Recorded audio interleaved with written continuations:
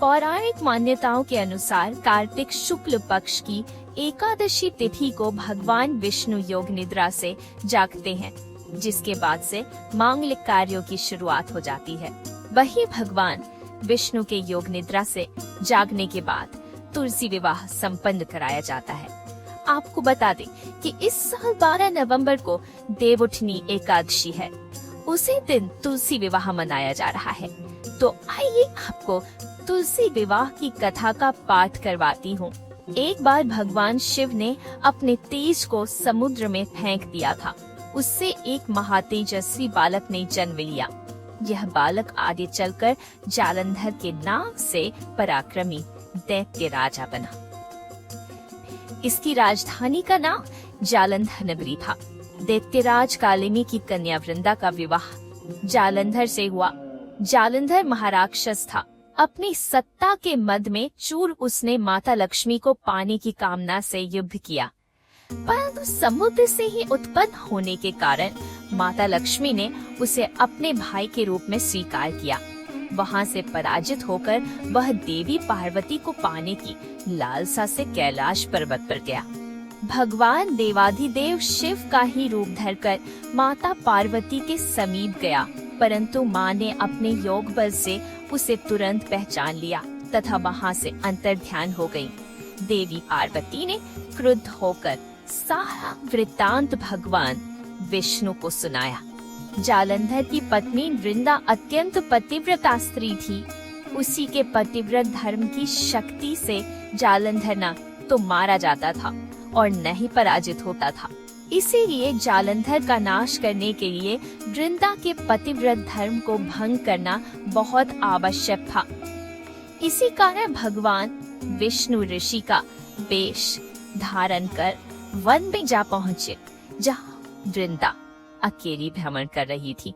भगवान के साथ 2 मायावी राक्षस भी थे, जिन्हें देखकर वृंदा भयभीत हो गई। ऋषि ने वृंदा के सामने पल में दोनों को भस्म कर दिया। उनकी शक्ति देखकर वृंदा ने कैलाश पर्वत पर महादेव के साथ युद्ध कर रहे अपने पति जालंधर के बारे में पूछा। ऋषि ने अपने माया जाल से 2 वानर प्रकट किए। एक वानर के हाथ में जालंधर का सिर था तथा दूसरे के हाथ में धड़। अपने पति की यह दशा देखकर वृंदा मूर्छित होकर गिर पड़ी। होश में आने पर उन्होंने ऋषि रूपी भगवान से विनती की कि वह उसके पति को जीवित करे। भगवान ने अपनी माया से पुनः जालंधर का सिर धड़ से जोड़ दिया, परंतु स्वयं भी वह उसी शरीर में प्रवेश कर गए। वृंदा को इस क्षण का तनिक भी आभास न हुआ। जालंधर बने भगवान के साथ वृंदा पतिव्रता का व्यवहार करने लगी, जिससे उसका सतीत्व भंग हो गया। ऐसा होते ही वृंदा का पति जालंधर युद्ध में हार गया।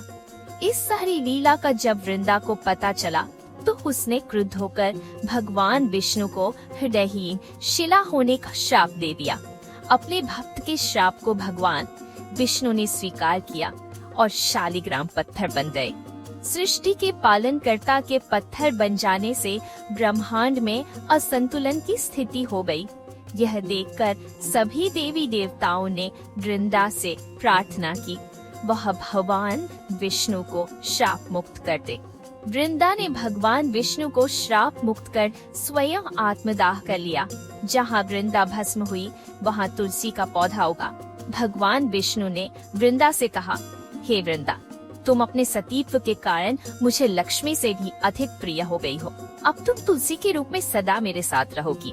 तब से हर साल कार्तिक महीने के देव उठावनी एकादशी का दिन तुलसी विवाह के रूप में मनाया जाता है। जो मनुष्य भी मेरे शालिग्राम रूप के साथ तुलसी का विवाह करेगा, उसे इस लोक और परलोक में विपुल यश प्राप्त होगा। उसी दैत्य जालंधर की यह भूमि जालंधर नाम से विख्यात है। सती वृंदा का मंदिर मोहल्ला कोट किशनचंद में स्थित है। कहते हैं कि इस स्थान पर एक प्राचीन गुफा भी थी। सच्चे मन से 40 दिन तक सती वृंदा देवी के मंदिर में पूजा करने से सभी मनोरथ पूर्ण होते हैं। जिस घर में तुलसी होती है वहाँ यम के दूत भी असमय नहीं जा सकते। मृत्यु किसी समय जिसके प्राण मंजरी रहित तुलसी और गंदा जल मुख में रहकर निकल जाते हैं। जो मनुष्य तुलसी व आंवलों की छाया में अपने पितरों का श्राद्ध करता है, उसके पितर मोक्ष को प्राप्त हो जाते हैं। बोलो भगवान श्री हरिनारायण की जय। देवी तुलसी की जय।